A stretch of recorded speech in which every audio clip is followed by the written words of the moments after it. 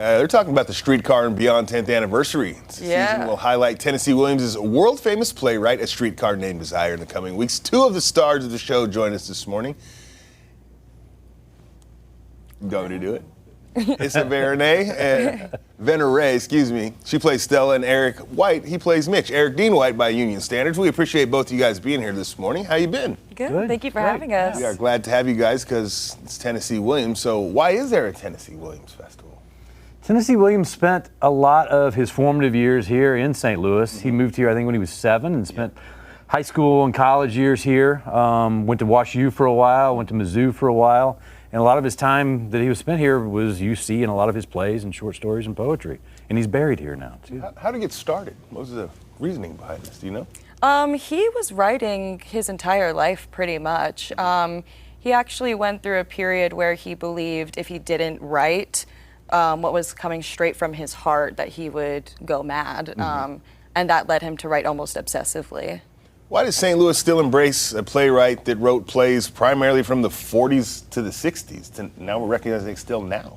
I mean, I think his plays transcend time. I think that the time period sort of informs why his characters act the way they do. But I think what he's getting down to and what he's talking about in his plays completely transcend time period. And why do you think Streetcar was his most popular and famous play?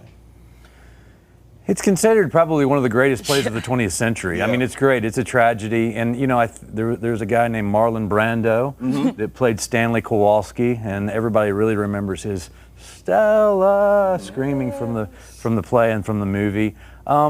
It's just very relatable. You know, these are people, family members butting heads, different societies, different people, people trying to get out and do their own things, and it's all of these issues that we have with family and friends now are just as relatable now as they were in the 40s. Just reinventing itself. Exactly. See it in different forms. Now you play Stella, who has welcomed her somewhat troubled sister back after she may have squandered off the family property, and you play Mitch, who falls in love with her sister. Yes. And there's a lot of challenging moments in this play. What was it like enacting these together to bring this here to St. Louis? It's been a blast so far. I've never done anything like this. This is my first Tennessee Williams play I've ever done, and it's a treat. I think that his language and what he writes really helps you, and by just saying what he's written, it kind of does half of the battle for you, really.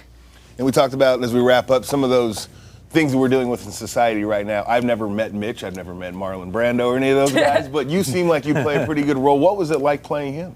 You know, it's been a pleasure. I'm actually looking forward to it. Mitch, I think, is kind of the heart and soul of the play. You know, he's the nice guy. He's Stanley's friend. They were together in the military, and this beautiful Blanche Dubois shows up on these dirty New Orleans streets, and he becomes infatuated by her, and he tries to date her. And I don't want to give too much away, but it doesn't go very well. It doesn't end well, but it is one of the best, most well-known, if not the most well-known plays ever written. We appreciate you both being here. We're excited to celebrate the Tennessee Williams Festival. It's coming to St. Louis August 7th through the 17th. For tickets, twstl.org. There's also going to be a Shouting for Stella competition. We'll have more of that coming up at Fox News in a break. Find that on the internet after this.